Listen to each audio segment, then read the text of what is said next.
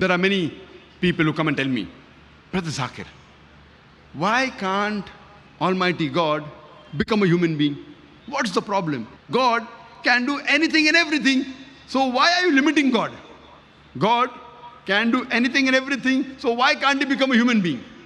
So I tell them, even if I agree with you, for the sake of argument, that God can do anything and everything, and if God becomes a human being, then he ceases to be God, because the qualities of God and human being are different. Almighty God is immortal. Human being is mortal.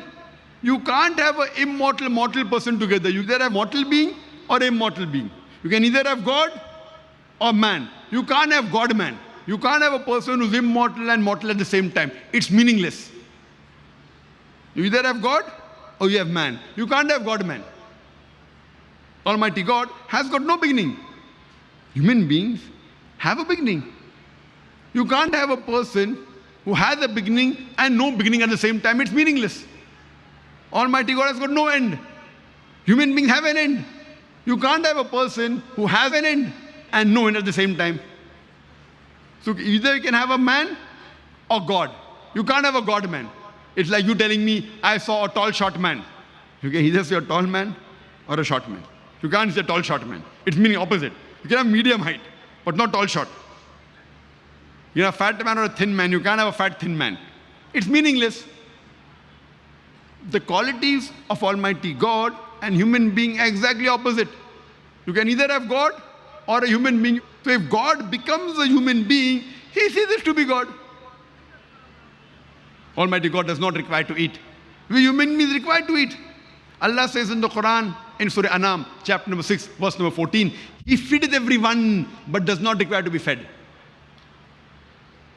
We human beings, we require rest, we require sleep. Almighty God does not require rest and sleep.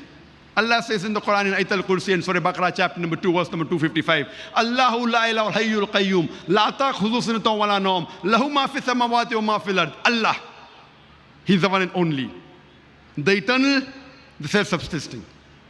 No slumber can seize him, nor does he require rest. To him belongs everything in the heavens and the earth.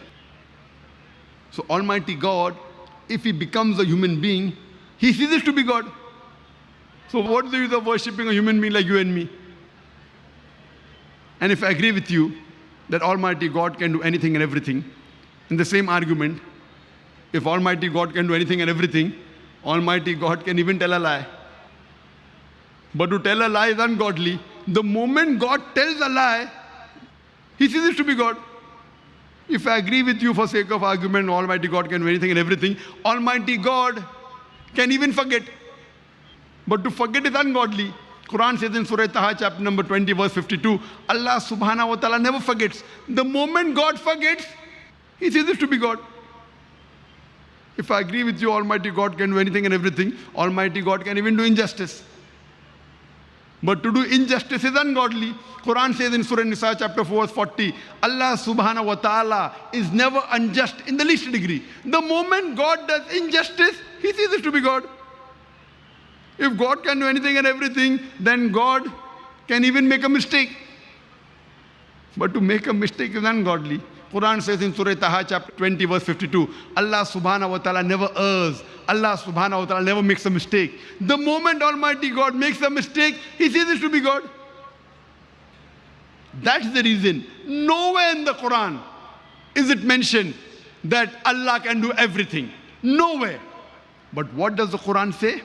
Inna Allah ala kulli shay'in qadir. For verily, Allah has power over all things. Surah Baqarah chapter number 2 verse number 106. Surah Baqarah chapter number 2 verse number 109. Surah Baqarah chapter number 2 verse number 284. Surah Al-Imran chapter number 3 verse 29. Surah Nahl chapter number 16 verse 77. In Surah Fatir chapter number 35 verse number 1. Allah says, Inna Allah ala kulli shay'in qadir. For verily, Allah has power over all things. Allah says in Surah Buruj, chapter number 85, verse number 16, that Allah is the doer of all He intends. Whatever Allah intends, He can do. But Allah subhanahu wa ta'ala does not intend to tell a lie, to make a mistake, to do injustice, to become a human being.